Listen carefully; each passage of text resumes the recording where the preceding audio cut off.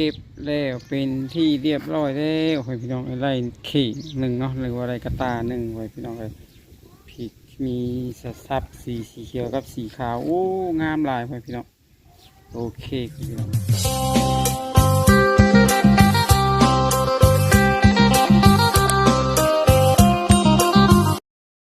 กับสวัสดีและสวัสดีเด้อ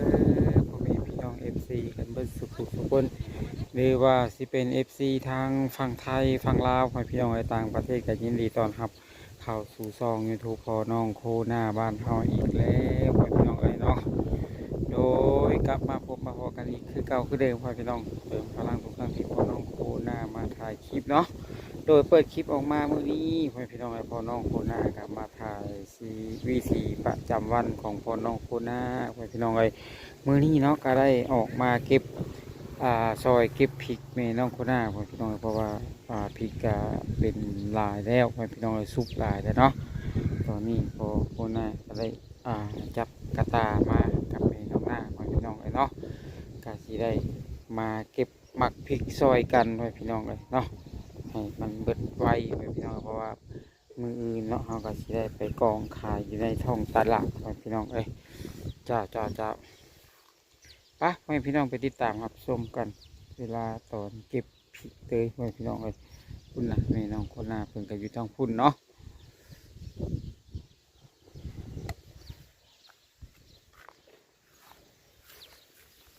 อืม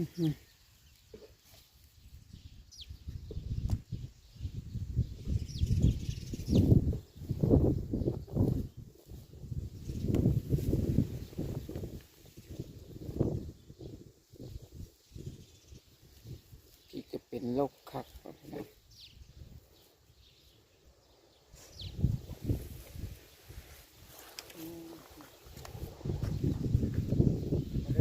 มาเก็บมากินต้องกันเด้อคนเลยเนาะ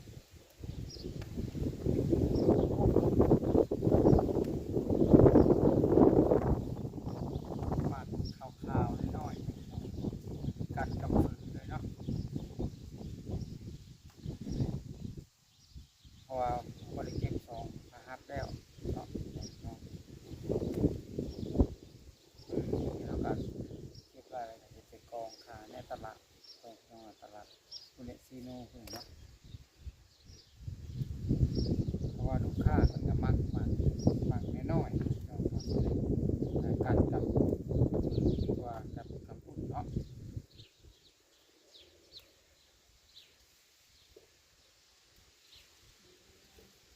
มาน้อยแต่เพชรขัดของพี่น้อง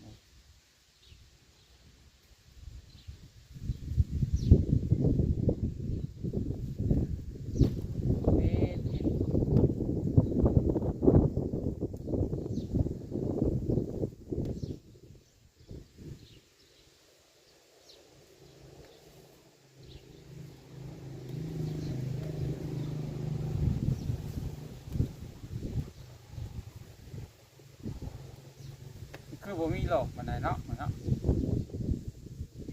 เรียกว่าบนดิบแต่ว่าอันนี้เอาธรรมชาติเราไม่ได้ใส่ขี้มีอย่างเลยเนาะ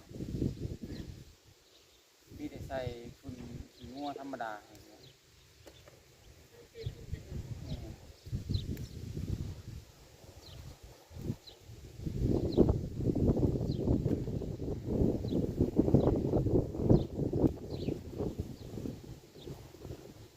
แล้ว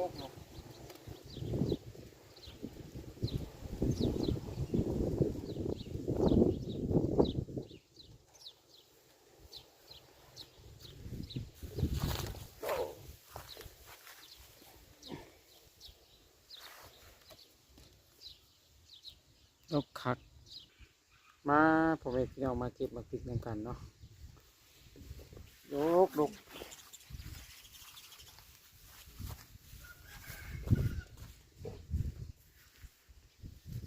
ผิดหมักน้อยๆเล็มๆเนาะกำลังกินครับลูกค้าเพิ่นก็มักแต่แบบนี้เพราะว่ามีดใหญ่เพิ่นสิบ่ค่อยมักปานใดเนาะ นี่เขาเอิ้นพริกขี้กาพี่น้องเอาแมงชีนูเด้อขี้กา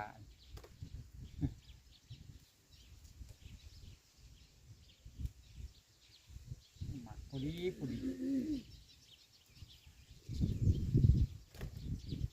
นะน้อยๆขาวๆสำหรับลูกค้าตามห้างขายเฟอเนาะหรือขายกระปุ้นมันจะมักมันก็สิเป็น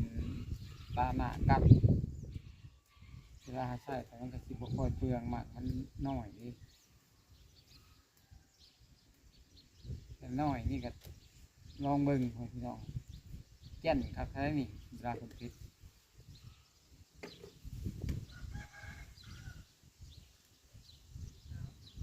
แม่ฮะแม่เบิ่งสีขาวก็สีบพิษแม่โอ้เบิ่งเป็นขาวแล้วก็น้อยเนาะหมาคนก็ใส่คักพี่น้องเบิ่งสีบพิษเนาะเบิ่งภายนอกพอเข้าไปกินเข้าไปแล้วโอ้ยพี่น้องกันผิดที่ไหนสิมาหวานคิดว่ามันอ่อนเลยจริงมันอ่อนเด้อนี่พี่น้องพอผิวพรรณเป็นแบบนี้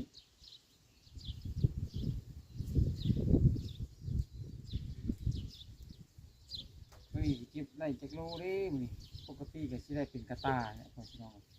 อยู่ประมาณ4 โล 5 โลกระตานี่เนาะกระตาใหญ่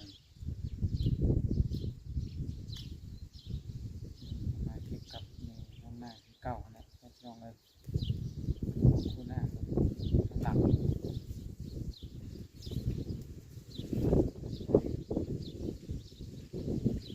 หลังจากนั้นให้พี่น้องที่ของเขาได้ครับชมกันเนาะ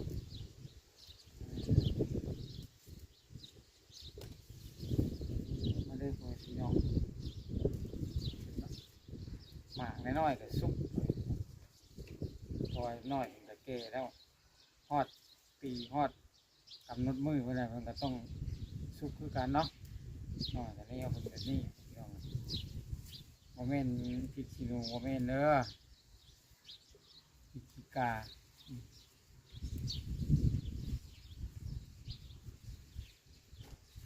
พริกขี้กาเนี่ยปลูกง่ายที่สุดเลยพี่น้องเป็นกระดกเป็นมิดเป็นหมากนี่กับผลคนนี้ก็โอ้ดกได้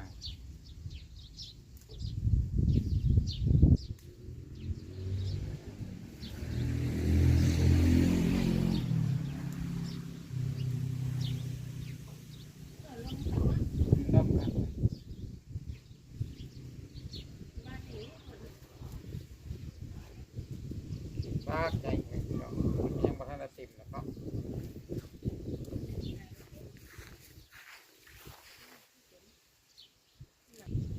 มาไปพี่น้องมาติดตามรับชมกันอีกทีหนึ่งเนาะตอนนี้พ่อน้องคนนั้นก็ได้จับกล้องถ่ายทำบรรยากาศทางสวนหมักพริกแบบสดๆได้พี่น้องดกพี่น้องมื้อนี้ก็มาเก็บ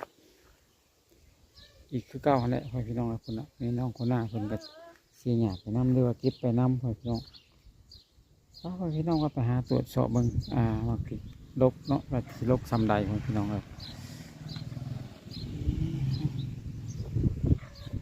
เพราะว่าช่วงเทศกาลสงกรานต์พี่น้องเลยก็มีลูกค้าสั่งเข้ามาหลายคนหลายเจ้าพี่น้องเนาะเพราะว่าเทศกาลสงกรานต์นี้ก็ต้องใส่หมากพริกน้อยเพราะว่าทางห้างขายเฟอหรือว่าห้างขายลูกชิ้นพี่น้องเพิ่นก็ได้สั่งพอน้องโคน่าเนาะมีพอน้องหน้าเพิ่นก็มีมาเก็บเลยพี่น้องหรือว่าเป็นสีเขียวๆนี่ก็จะแยกไส้เขียวพี่น้องหรือว่าเป็นสีขาวนี่ก็แยกไส้ขาวเลยเนาะพริกสีเขียวนี่จะลกกว่าหมูพี่น้องหรือว่ากว่าเพื่อนๆปกติเนาะพี่น้องกบหนึ่งกว่าประมาณครึ่งกิโลเดียวว่าเกือบโลพอดีพี่น้องถ้าเก็บเบิดเลยเนาะขนาดลกขับดีพี่น้องมาเด้อพี่น้องเลยมาชมน้ำกันเนาะตอนนี้ก็พอน้องคนนั้นก็ได้ถ่ายทำบรรยากาศทางสวนพ ให้เบิ่งเด้อพ่อพี่น้อง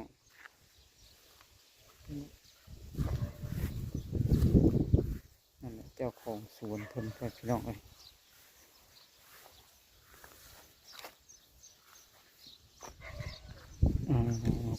พริกงามแท้พริกคักเนาะสบายดีพี่น้องนะมาพริกงามหลายเนาะ งามอ พริ ยู่ กดกมื้อนี้ เก็บ โอ้ ผิดนะ เกี่ยวกับพริกขายมื้อนี้เนาะเป็นกิโลบ่สั่งเป็นกิโลบ่ โลขายเป็นถ้วย อื 10,000 ขายเป็นถ้วยก็ได้10,000 เออ ก็เก็บรอบหนึงก็ได้หลายถ้วยอยู่เนาะ ได้หลายถ้วยอยู่เอ้ยฝ่ายถ้วยเมียง โอ้ นะ 10 ใบถ้วยละ10,000เนาะ แม่ งามหลายมากพริก ที่ นี่ เขา นะกำลังเป็นให้พี่น้องให้ทายให้เบิ่งเด้อให้พี่น้องเนาะสีขาวนี่ฮะก็แยกตัวขาวเนาะ แม่ เขียวฮะก็แยกตัวเขียวให้พี่น้องให้ ถ้าปนกันเขากระโบมักนะ ปนกันนี่บ่มัก นี่ ชอบสีของไผ่ของเราเนาะเขียวตัวเขียว ขาวน้อย ขาวตัวขาว กันกระเพอ แม่นเพอกินกับปุ้น ช่วงนี้ก็มอเขาสงกรานต์เนาะก็มีลูกค้าสั่งเขามาหลายนี่เนาะ เอาไปขายน้ำมัน อืม ขายเพอขายอย่าง แม่ นี้ นี่ก็กระปุ้น กับปุ้น แม่นถ้าว่าสิซื้อมากใหญ่มันก็บ่น่าอยากบ่อยากกินนะเนาะ ตัวหนากินเลย เพราะว่าบ้านเฮานี่ต้องกับจิ้มกะปิ ปีกัดเป็นคำๆมัน แม่นอยู่ เป็นคำ โอเคเก็บให้ได้หลายๆเนาะ ๆ ขายเบิดแต่ไว้บ่รบกวนเวลาแล้ว โดย จ้าสบายดีเนี่ย